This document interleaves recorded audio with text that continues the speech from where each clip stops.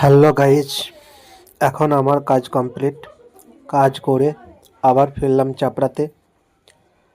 চাপড়া বাজারে নেমে আমি যাচ্ছি এখন বাজারের দিকে। বাজার থেকে আমার কিছু কেনাকাটা আছে, সেগুলো করে আমি আবার ফলের দোকানে যাব। ওখান থেকে পানি ফল নেব। তো দেখতে থাকেন গাইজ, আমি এখন যাচ্ছি একটা মুদিখানার দোকানে। সেখান থেকে আমি কাঁচা মুগ নেব, কারণ রোজ সকালে কাঁচা মুগ আমি খাই। এই দেখেন গাইজ, এটা একটা ফলের দোকান। এখান থেকেও কিছু ফল কেনাকাটা করি।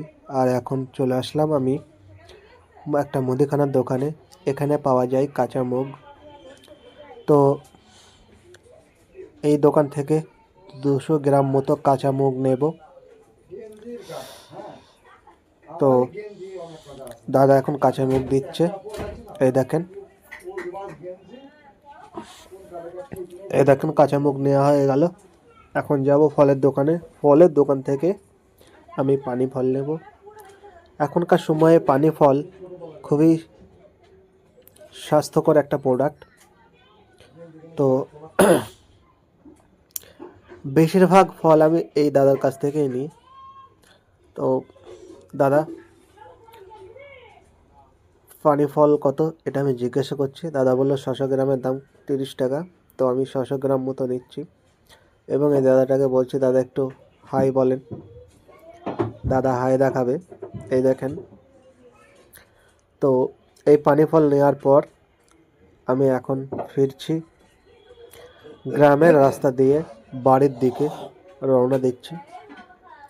তো আমাদের গ্রামের যে পরিবেশ, সেটা আপনারা দেখতে থাকেন, আপনাদের ভালো লাগবে। সত্যি গ্রামের পরিবেশ একটা আলাদা পরিবেশ। গ্রামে যারা থাকেন তাদের খুবই ভালো লাগে, আর আমারও গ্রামে থাকতে ভালো লাগে। তো যাদের যাদের গ্রামে থাকতে ভালো লাগে তারা লাইক কমেন্ট করে আমাকে জানাবেন যে ভাই, আমরাও গ্রামে বসবাস করি। তো আমার এই ব্লগ যদি ভালো লাগে অবশ্যই শেয়ার করবেন।